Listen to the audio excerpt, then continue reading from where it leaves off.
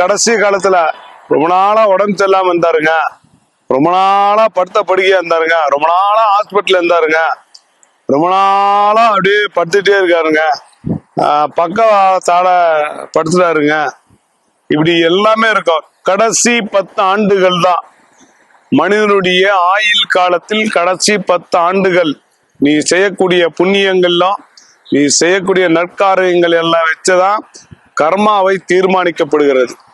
நீங்க அந்த 10 ஆண்டுல அதுக்கு முன்னாடி என்னென்னலாம் செஞ்சீங்களோ அதை வச்சுதான் உங்களுக்கு மரணத்தை கூட கொடுமையா கொடுக்கறதுலாம் மக்கள்லாம் இறைவன்லாம் உண்டு.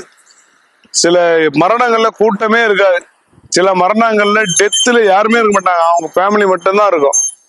இப்படிப்பட்ட மரணங்கள் வாழ்ந்தே பிரயோஜனம் இல்லைன்றாங்க. ஒரு மனிதன் வாழ்வதை சொல்லக்கூடியது, வாழ்க்கை வாழ்ந்த வாழ்க்கையை சொல்லக்கூடியது அவன் மரணத்தில் வரக்கூடிய கூட்டத்தை வைத்துதான்.